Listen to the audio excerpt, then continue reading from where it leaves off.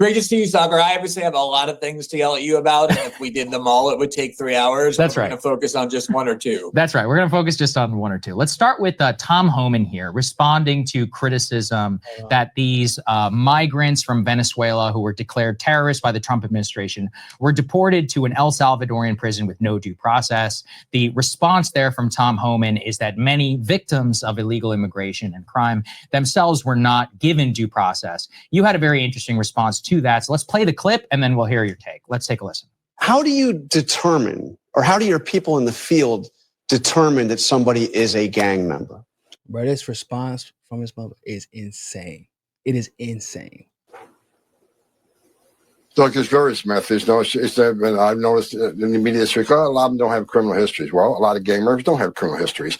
Just like a lot of terrorists in this world, they're not in any terrorist database, right? We only know the information what's in databases based on, for instance, most terrorists we arrest. Anybody catch that? What the fuck? What is he talking about? What is he?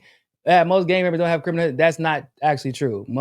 It's very. If you are a gang member, there's a high likelihood that you have criminal history, even if it's small. Like, where you get that from?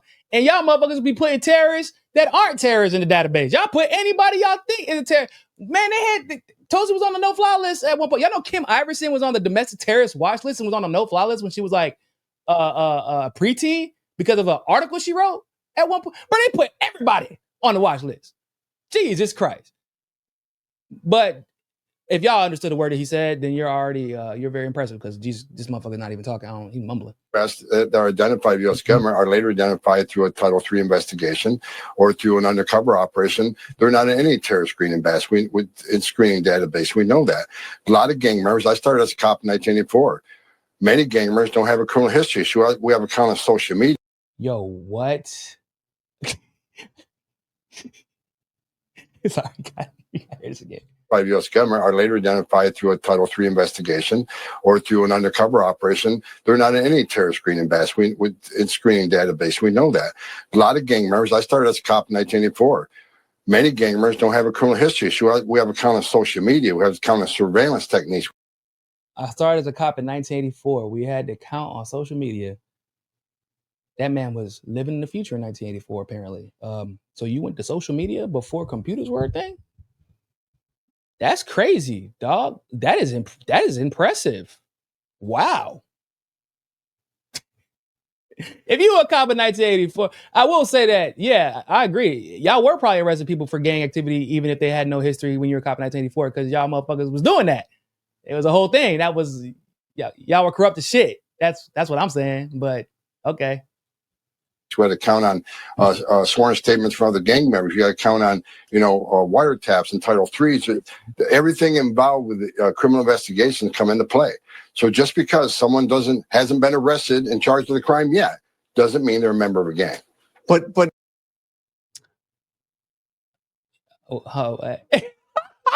he said, I didn't think I caught it the first time. He said because somebody hasn't been arrested and charged of a crime yet, doesn't mean they're a member of a gang. Yeah, I think that's what we're all saying. We have a count of social media. We have a count of surveillance techniques. We have to count on sworn statements from other gang members. You got to count on, wiretaps and Title III. Everything involved with criminal investigations come into play. So just because someone hasn't been arrested and charged with a crime yet, doesn't mean they're a member of a gang. But how do you? I mean, what we've heard from lawyers representing some of these people is that they deny that they're members of this gang, or either Tren de Aragua or MS-13. Do they get a chance to prove that before you take them out of the country and put them into a notorious prison in a country that they're not even from? I mean, do they have any due process at all? Confidence. Look, due process. Where's Lake and Ronnie's due process? That's not how due process works, bro. That's not what. No, if you had a crime committed against you, you don't have due process, but you have, if you are alive and you survive the crime, you do have the ability to go through a due process. But due process specifically for people who are accused of things, because the courts get it wrong, right? That's like, what are you talking about? where these motherfuckers just be saying, like, oh, what about the victim due process? So, like, anyone who claims to be a victim, so, like, if somebody accused him of sexual assault, for example, he looks like a guy that would commit some sexual assault, by the way. He looks like he did a lot of assaulting back in the day. You don't deserve due process, because what about the due process of the person who's claimed to be sexually assaulted? So you don't deserve your day in court to figure out if that's true or not? Oh, interesting. Or is it like because they're brown? Because I feel like it's more like because they're brown. Right? I wonder how many Ukrainians have been shipped off. Where were all these young women that were killed and raped by members of TDA? Where was their due process? Well, the people that did that should be prosecuted. On the subway. Where's her due process? Well, the bottom line is that plane was full of people designated as terrorists. Number one. Yeah, the bottom line is people you designated as terrorists without due process. You designate. Yeah, they're designated. That is the bottom line. That's what we're trying to say. And not, you didn't send them back to their country. You sent them to another country, to prison, by the way, without a trial. So, like, you didn't, like, you know, I mean, we are, if the moment you step foot, in which Glenn's going to get into, when the moment you step foot in the United States, ladies and gentlemen, you're entitled to due process, because it is a mandate for how the government is supposed to behave, right? It's to keep them in check. But, like, not only did we impede upon our due process, but then you, like, jumped over Venezuela due process, and then you're like, hey, man, El Salvador, we heard y'all don't got no due process, and these people haven't even been charged shit yet. We're just deporting them, really. Here, take some prisoners and some slaves, and never give them a chance of getting out. Bro, is train wreck. Number two, every Venezuelan migrant on that flight was a TDA member based on numerous criminal investigations, on intelligence reports, and a lot of work by ICE officers. Glenn, what do you make of that argument? Those ICE officers, those super trustworthy ICE officers that don't be running human trafficking rings like they haven't already gotten caught doing that. ICE. First of all, it's kind of weird, because the older you get, the more you realize that history really does just repeat itself, and not by century, but even by decade. We're back in 2002, where we're hearing all of the arguments from the Bush and Cheney administration that they have the right to do anything they want to people they and they alone have decided are terrorists. And that includes putting people into prison indefinitely with no due process, torturing them, kidnapping them, rendering them, whatever else they wanted to do. And when people objected and said, wait a minute, these people don't even have an opportunity to go into court and disprove or contest the accusations that you made against them, that they're not part of a terrorist organization, what we heard was, oh, don't worry, we vetted these people, and we can assure you that these people are not just terrorists, but they're the worst of the worst. So I want people, if you are a MAGA person, you're listening right now, I want you to think about it like this. What was one of the main complaints that we heard about the arrest from January 6th? People were being held without what? Without arraignment. They were being held without being charged. They were being held without being given their due process. And a lot of them were being called domestic terrorists and being tried as such.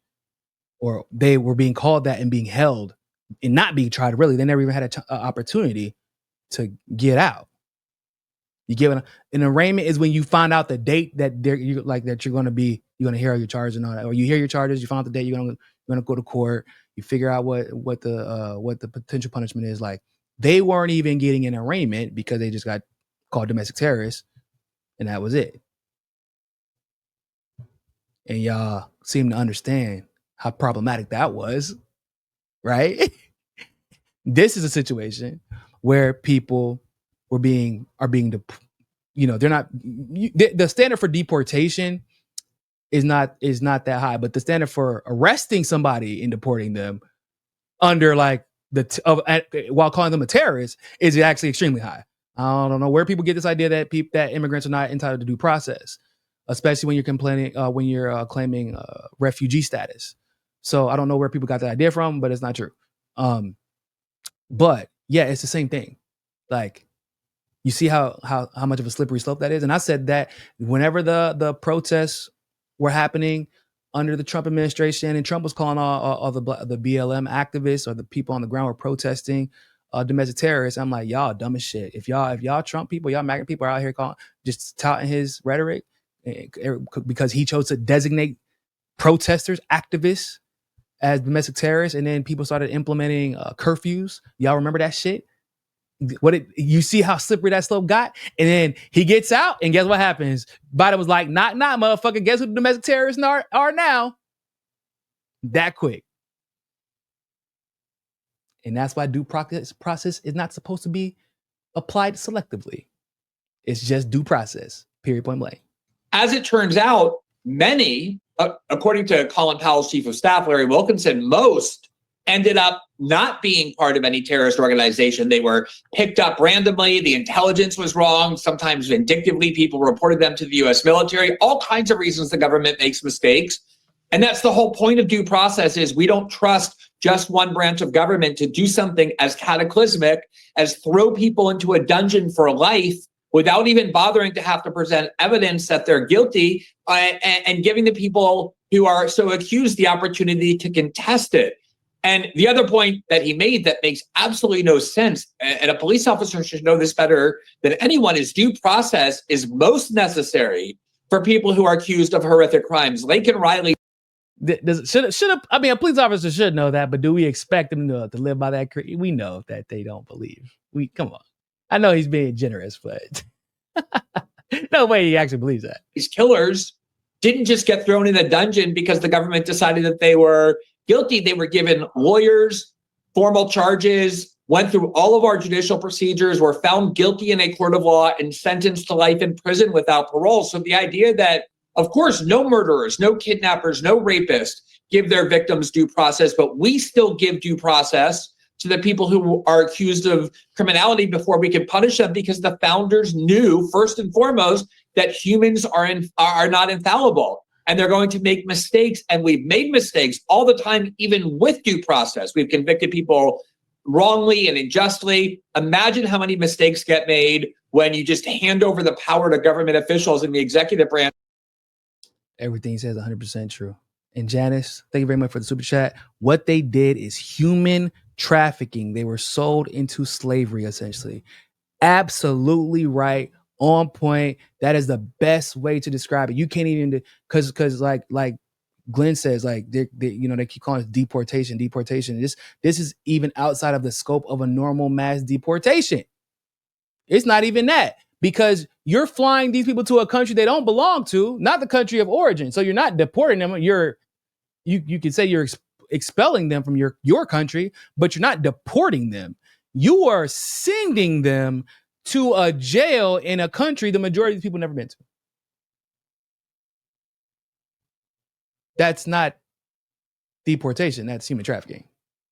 Because like we know how that, y'all know how that El Salvador prison is, right? That shit that's like one of the most corrupt prisons on the planet, bro. And these people hadn't gone through any due process. So you can't even really make you can't even make the argument like, oh, these are terrorists that are being carried. Huh? Okay. So maybe if you really genuinely suspected them of terrorism after a long investigation, you could have justification potentially for deporting them if they are undocumented. Okay. What about the putting them in jail part in another country? That's not even yours or theirs. So you're telling me putting somebody in jail doesn't even require due process? And why, if they belong in jail, ladies and gentlemen, why didn't you want to put them in jail here and then send them back home? Have them serve their time to make sure it gets served. If it was about like the criminality or the danger to society, right? And just declare who is not guilty, with no opportunity for the person who's accused to disprove the charges. And that is exactly what's happening. Glenn, I think what's made this so difficult for me is it feels dispositionally as if the law is something that is being almost used in a process way, not just due process, but it's one where it feels as if the Constitution and the law seems to apply only for deportation, but it didn't necessarily apply, let's say, when people were being allowed into the country and then were victimizing people who were here. It does feel, at least to me, as if this argumentation and this love of due process, etc., only comes into play whenever it's the, supposedly sympathetic group here, let's say, of migrants, when we don't necessarily hear the same for, let's say, people who are coming here illegally, committing crimes. Then, see, and once again, I'm gonna try not to be too hard, because I know he once we get to the end of the conversation, he expresses like he genuinely feels this way, and he wants Glenn to help him understand. So I'm trying not to be too hard, but Jesus H fucking Christ. Due process. He's like, oh, we're not concerned about due process. No, due process is about somebody who's being accused. 1, 2. Once again, like it's already always been discussed, already been proven. The crime rate amongst undocumented immigrants and immigrants in general is ridiculously lower than people who have residency or citizenship.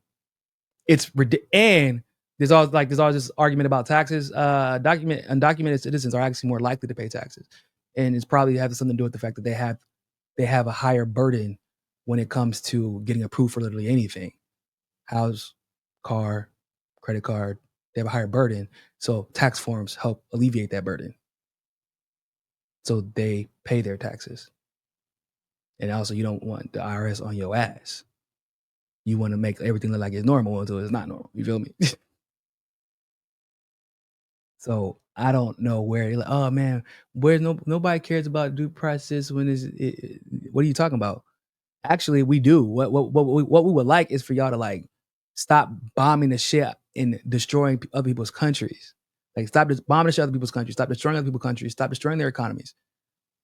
Actually, like we are concerned about the fact that y'all not y'all, I'm saying like imperialists that are running the country that are entitled to due process. Why isn't that due process being applied to y'all? And why are y'all not being prosecuted so that these people don't feel the need to run from whatever country they're running from to come bring their ass to the United States? We are actually concerned about due process.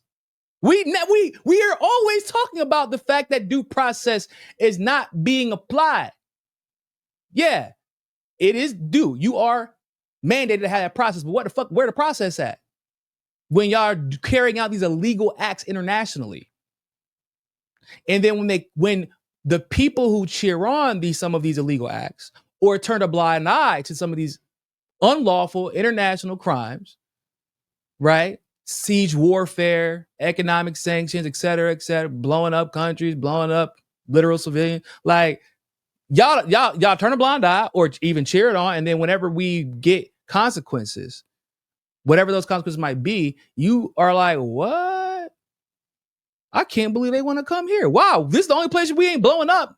I can't even, but you know, the US, it's when you're away for long enough, you kind of realize how fucking insane it is. Cause like, I never have to worry about my kid going to school and somebody deciding to shoot it up.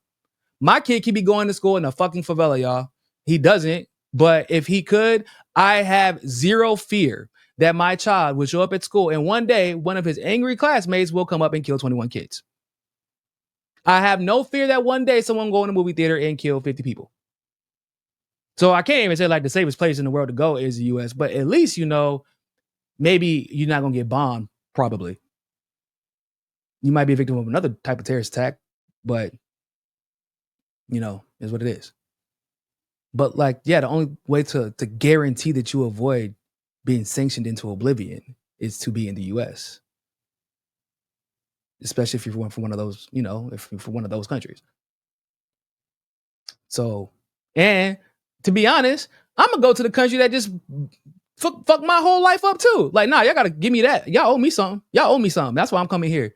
I'm at your crib because you came to my crib, ate up all my food, didn't put nothing in the refrigerator, didn't send me no cash app, nothing. No food stand, you do the EBT cash switch, nothing. You just ate my food up, drank up all my water, drank my Coke up, ate my baby's food, my baby snacks for school, and just dipped out. So now I'm at your crib. Let's get it popping. Let's continue. It's like, oh, well, of course, this is something that is naturally to happen. They have a lower, let's say, crime rate than the natural born population, the implication that you shouldn't even worry about. So for people like me who have really complicated feelings about this stuff, how should we feel watching this and trying to balance those two issues of wanting, let's say, mass deportation, the selective application, let's say, of concern? What would you say to those critics? Well, the whole reason Trump has made this a signature issue of mass deportation, and he won twice, and polls clearly show, in addition to that, that people support mass deportation, was because the idea was that people entering our country illegally have done something wrong, have done something criminal. So the idea is, because they didn't give us due process, or they didn't get due process, we should now relinquish due process, is essentially to say, let's copy and replicate and adopt the worst abuses of the policies that Donald Trump for a decade has been most harshly criticizing. I think the bigger point, though, is that when Donald Trump has stood up for a decade now and argued for mass deportation, typically mass deportation, not just typically, but almost in every case, means that you take somebody who is in your country illegally and you send them back to their country of origin. You send them back to where they're a citizen or where they came from. That is always how deportation works. The reason this has become so controversial is because the Trump administration is not picking up Venezuelans or others and sending them back to their country of origin. They're sending them on purpose to a third country that these people have nothing to do with. They're not citizens of El Salvador. Most of them, if not all of them, have never been to El Salvador. And the reason we're sending them to El Salvador is because we know they have a repressive prison system, probably the worst in the world, where they're not only going to be humiliated and tortured and stripped of all human rights, but it's extremely unlikely that they're ever going to leave. So this is and there's a high probability, especially if a lot of them aren't gang members, like if they're not really part of a gang and they're from Venezuela, they're going to click up in the prison. Y'all know how this shit works, right? Like, y'all not with us. The El Salvadorians are going to do they're going to be with theirs. And then the Venezuelans, especially the more and more that arrive there, there's going to have to be a pecking order because that's how prison works. So now you're going to end up putting people in these violent situations, these combative and adversarial situations, just because they're Venezuelans who never asked to be put there. And a lot of them are not even guilty of anything. They're like, oh, I don't know how this gang shit works, bro. I just was playing fucking soccer down the street and I got picked up because Karen from fucking across the way said I was too dark and said I was here illegally. Said my dog took a shit in her yard and now I got to go. Come on. Radical departure from what we think of and call deportation. This is consigning somebody not just to life in prison, but to one of the worst prisons, life in one of the worst prisons that people very rarely leave. And if you don't believe that the government, the US government under the Constitution, owes people the right of due process, of a hearing, of an opportunity to disprove the accusations, not before we deport them back to their country of origin, but before we send them on purpose to a hellhole of a prison that they're likely never going to leave, prison for life, without even an inkling of a process, a requirement the government show the evidence and the opportunity of the person so accused to contest it, then you don't believe in due process at all. Then you simply believe in an authoritarian government that can just accuse people in secret of being guilty, and that's the end of the story. And that has never been the founding value of the United States. You mentioned the Benjamin Franklin quote that I had cited where he said, it is more just to allow 100 guilty people to go free than to punish wrongfully a single innocent person. That comes from Blackstone, which is the foundation of American and British law. Thomas Jefferson is attributed to say something very similar, but certainly all of his writings and all of the founders' writings. That was the idea. You know, let me just give you a quick example. We impose limits on police officers. So once again, I gotta give Saager credit because in a normal situation with a lot of these people, you would see them just like trying to shout Glenn down. Like if Destiny was debating him, for example, he would try to shout Glenn down. I'm sure that like Cop would have done the same. But Saager is entering with an open mind, and I can appreciate that because even though it's hard for like I'm not an immigrant, but like. I guess I technically am, but it's US. I'm a US immigrant, so it's a little bit different. But I've never lived as an immigrant in the US. But it's hard for me to not like it's hard for me to understand not understanding due process, like the point of it. And maybe because I was like born and raised in the US, like I will say like my school was pretty big on that part of history and politics, like was super important. I don't know why, but I remember like it was just like a big ass deal. Oh no, because it was so for us, it was in the I had a black. That's why. So in my junior senior year, one of my AP history classes was a black female teacher, and she talked about how often due process was not applied to Black people and all the various excuses throughout history that had been used to justify not giving due process to Black people. That's why that's such a big deal. I'm like, I don't know why because it's a big deal. One of the reasons I wanted to be a lawyer at the time was because of that. Like, due process has always been selectively applied for Black people. And she would often give examples where you're like, what the fuck? How did they get this wrong? And you're like, well, no, this is the norm. The problem is that some people, they let their feelings decide how facts should flow. And that's not how it's supposed to work. Why the fuck we got laws? Right? Even if something is a law, does not make it lawful or ethical. Like, something legal does not make it. So there's actually the way it's like something legal is not necessarily lawful. Like that, the courts determine that something is lawful. But even if something is at one point determined to be lawful, does not make it ethical or moral at all. I mean, slavery was fucking legal at one point before it was made illegal and unlawful. But now it's kind of legal again. It's just like you got to do it lawfully. Like, yeah, I know it's a bunch of wordplay, but that's how fucking law works, unfortunately. But I can't really, like, I don't get why it's so difficult to understand the concept of due process. Like, oh, but I don't like the way they did this. Well, duh, you don't like it? Okay, that's your stance on that's your political opinion about how they conducted themselves. That is not a political opinion on how the government is mandated to conduct itself. That has zero bearing on that. Your political opinion about that individual has zero bearing on the requirements the government has placed upon itself. Like, and I don't understand. I have trouble processing that people have trouble processing that very issue. Like, just saying. Make it more difficult for them to catch violent criminals. They're not, for example, allowed to just burst into houses where they suspect that somebody guilty might be there. They first have to go to a court, get a warrant, and we require that even knowing that sometimes it's going to mean that violent criminals get away because we're putting barriers in front of the police. But we're a country of liberty. We've decided we would rather have those liberties even if there's a cost to it.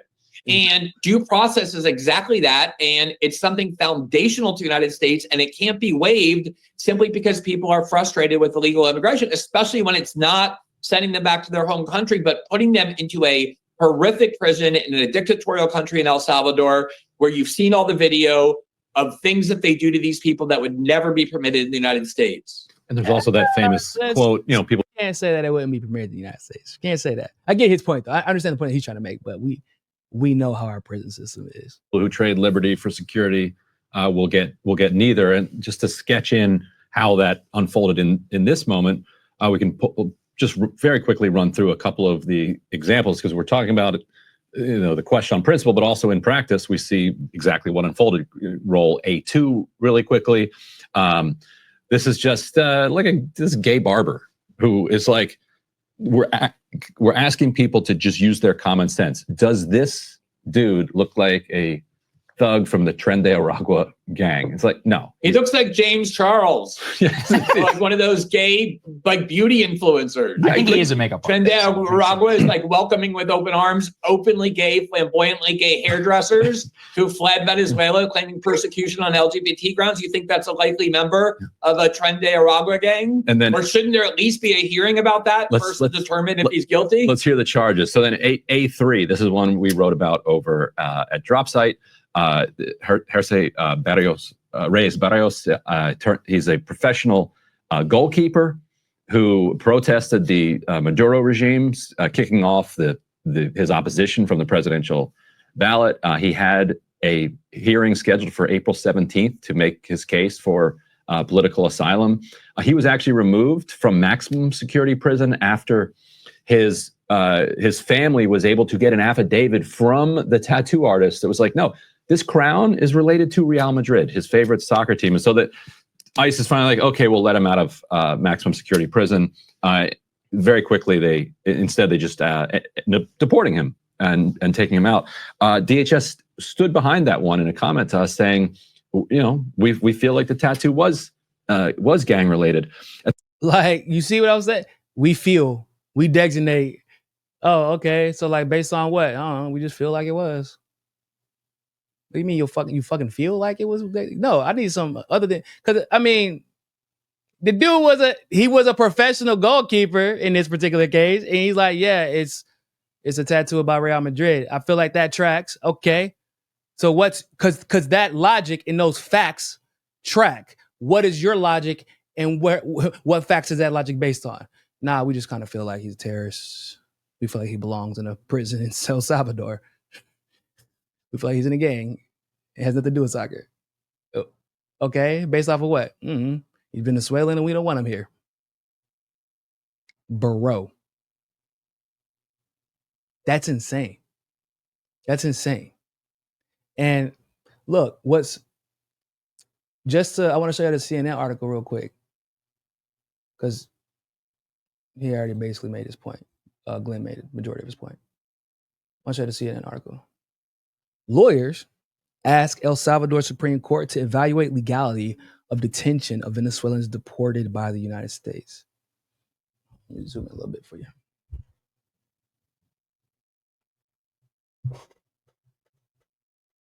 Okay.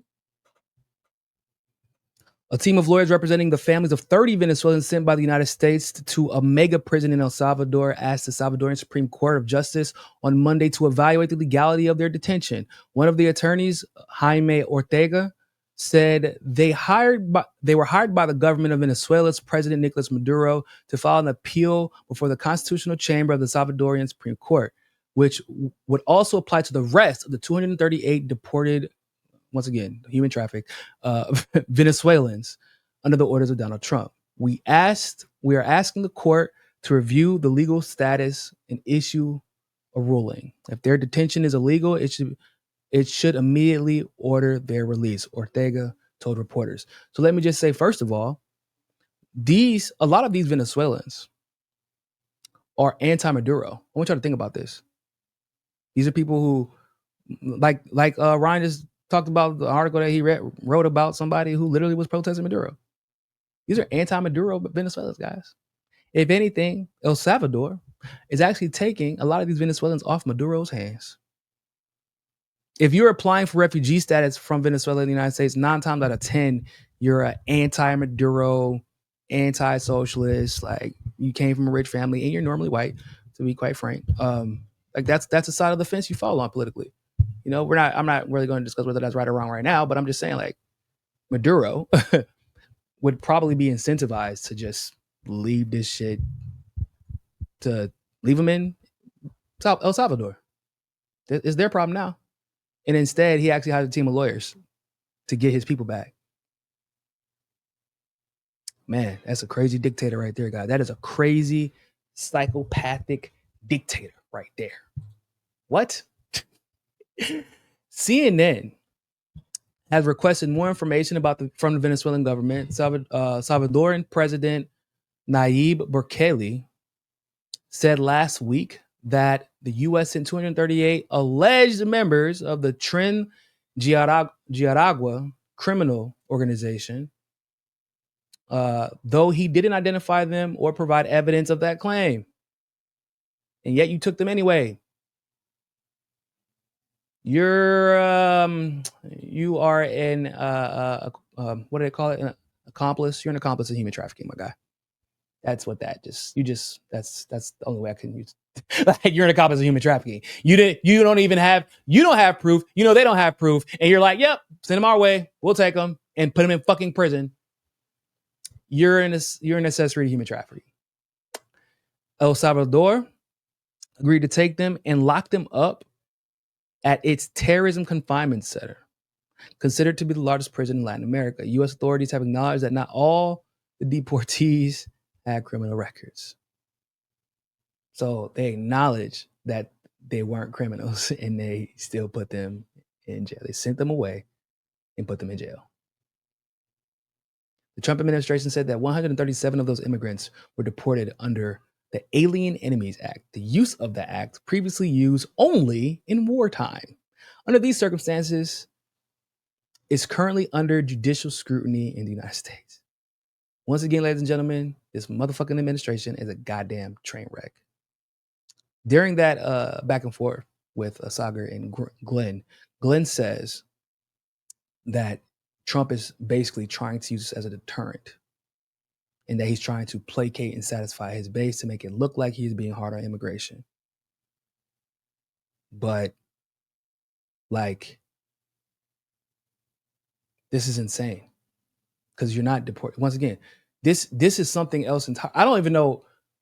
This is actually worse than Biden. Biden's like, Obama was the deporter in chief.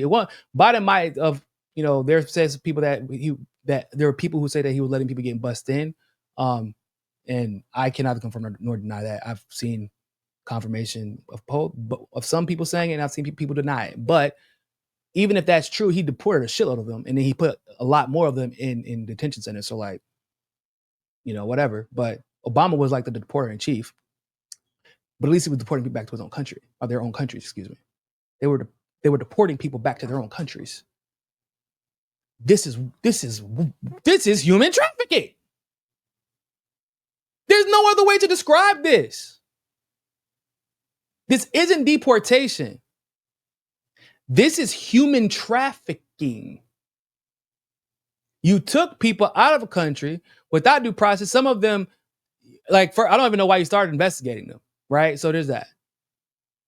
If they held them in a detention center, an immigration detention center, while they were determining the legality of their entrance into the United States, and then send them back to their own country, or chose to let them stay, or gave them refugees, whatever, that's an entirely different story. That's what you ran on. Mass deportation, or at least facilitating a process to determine whether or not somebody is in the country legally or illegally, and dealing with it. That's what you ran on. You didn't run on human trafficking. You sold Venezuelans into slavery in El Salvador. After admitting, so the people that are going to jail, that they're going to jail. They're going to prison. And you're like, yeah, they even admitted at least 100 and something, 137 of them. At least 100 of them did not have criminal records. That's crazy. Are you kidding me? The lawyers in El Salvador said that if this is an immigration matter, they hope the Salvadoran Supreme Court will order the Venezuelans to be sent back to their countries. Really? Okay, so the lawyers even know? The lawyers for the country of El Salvador, even they know? So basically, somebody, the president, or whatever you want to call him, it seems like somebody was ordered to take the humans that are being trafficked. And the lawyers probably are aware, yeah, man, I ain't gonna lie, we probably not even gonna fight y'all, because this shit is a firestorm that we didn't want. But what are we gonna do? I don't know what Trump got on, or what the United States got on El Salvador. I don't know. I'm not apt enough in that particular topic to know. He got something on him. I don't know what it is. But even these lawyers yeah, man, we hope they get sent back. Okay, so what are y'all waiting on there? Juan Papier, he said America's deputy director of Human Rights Watch cautioned that this was unrealistic to expect the court to go against the Bukele administration. I understand the family's desperation, and I think they should use whatever avenue they can find available, Papier said. Sadly, the Supreme Court in El Salvador doesn't have any independence. It was completely co-opted by the Bukele administration. So I think it's sadly unrealistic to believe that they will do anything that the Bukele administration wouldn't agree with, he told CNN. Papier argued that these type of deportations violate UN principles that forbid countries from transferring individuals to a place where they can risk facing torture or the grave human rights violation. That was a very convoluted way to say this is human trafficking and it's illegal. Once again, this is a shitstorm. But by the end of that conversation, just to let everybody know, Saager said that he actually was coming around to Glenn's point of view. So this is why it's important to have conversations. This is why it's important to converse with people that you don't necessarily think would agree with you. And once again, I have to give even more credit to Saager in this particular case, even though, there's been a lot of shit that I've disagreed with him about lately, but I will give credit to him for literally admitting that it is going to, he said it's going to require a complete and total emotional readjustment, acknowledging that his opinion on that issue was not necessarily based in fact. It was actually more based in emotion, in a visceral reaction that he don't know where it came from, but that's how he feels about it. He said he got complicated feelings on it, but it's visceral. So that is the type of, when you are, if I was to debate somebody and I genuinely, like, I'm friends with them and I want to change their mind, like, that's what I want to hear. Like, because you understand where that came from, and now you're going to consider that when it comes to other issues that might trigger a visceral emotional reaction that will cause you to be on the wrong side of an issue without actually observing the facts as they are objectively and then formulating an opinion based off of those facts. Because, like, I'm not saying that having feelings about an opinion or an issue or whatever, problem in the world is a bad thing, right? Like, if you have empathy, oftentimes that can lead you to the right answer. Most of the time. Empathy, for me, oftentimes empathy leads to facts. I'm just saying, like, too many facts sometimes. Sometimes I don't want to, just leave that shit there. Like, I don't want, but for real, if one of the things, like, from a personal perspective, right? My mom and my dad separated when I was very young, right? I had all this animus for my dad. Not animus, but like, I was pissed about how things went down. I was pissed at my mom to some degree too for everything. And we all had our own issues. But then as I got older, I became a father. I had my own relationships. I've had my own separate, like, I'm like, damn, hold up. My mom had me when she got pregnant when I was 18. She had me at 19 years old. How the fuck did they do that?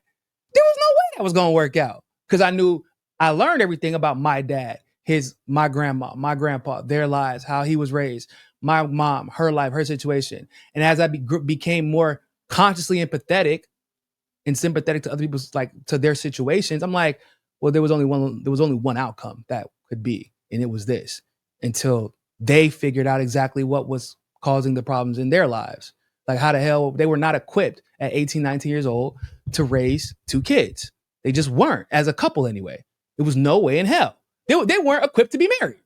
Not saying they didn't love each other, but because I know what it takes to be married. And I didn't have it at 19 years old, nor 18 years old. I know what it takes to run a family. I know the stresses that could cause an end to a relationship. And I also know if you are traumatized and you don't want to deal with certain things as a young man or a young woman, and if you're used to it, like, you just run away. People who self-sabotage or run away from situations because they're just, I don't want to deal with it. Because I also know everybody thinks they're the victim in every story, right? But you're always the back. You are the villain in somebody's story. Both things can be true. And once you start analyzing from an empathetic perspective, you start to actually see facts for as they are and analyze the situation as it is rather than what you think it is or feel it to be. You get what I'm saying? And so for Saager to admit that it was his feelings, the complicated feelings he had, and that it would require an adjustment of his emotions to accept Glenn's argument, and that he is moving on that, is actually something to be celebrated, because effectively, to bring people on the right side of history, to get people to have the right opinions about the most important issues of the world, that is what it's going to take, an emotional readjustment. Because people are fucking kids emotionally. They don't want to admit that. They're immature as shit. The majority of adults I know are more immature and emotionally immature than kids are.